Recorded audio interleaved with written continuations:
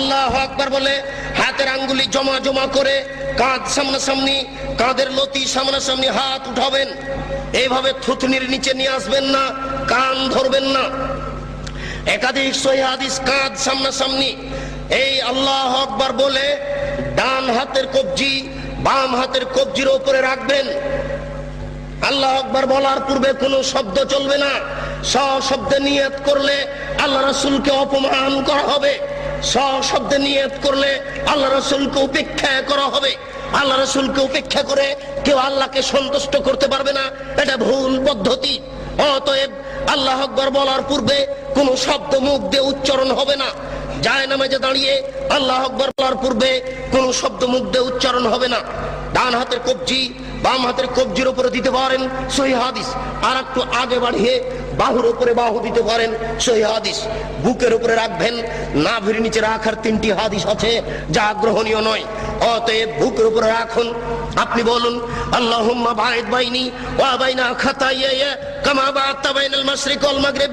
হে আল্লাহ, তুমি আমাকে আর আমার পাপকে অত দূরত্বে রাখো, পূর্ব এবং পশ্চিমকে তুমি যত দূরত্বে রেখেছো, পূর্ব এবং পশ্চিম যেমন লক্ষ লক্ষ মাইল দূরত্ব রয়েছে, তুমি আমাকে আর আমার পাপকে অত দূরত্বে রাখো। আল্লাহুম্মা নাক্কিনি মিনাল খাতায়া কামা ইউনাক্কা সাওবুল আবিজ মিনাদ দানাস। হে আল্লাহ, তুমি আমার পাপকে ধুয়ে পরিষ্কার করে দাও যেমন ভাবে সাদা কাপড়কে ময়লা থেকে ধুয়ে পরিষ্কার করা হয়। আল্লাহুম্মা আগসিল খাতায়া বিল মাই ওয়াস সালজি ওয়াল বারাদ। হে আল্লাহ, তুমি আমার পাপকে ঠান্ডা স্বচ্ছ পরিষ্কার পানি দিয়ে ধুয়ে পরিষ্কার করে দাও। আউযু বিল্লাহি মিনাশ শাইতানির রাজিম। মারদুদ বিতাড়িত শয়তান থেকে পরিত্রাণ চাচ্ছি। বিসমিল্লাহির রহমানির রহিম। পরম দাতা দয়ালুর নামে আরম্ভ করছি।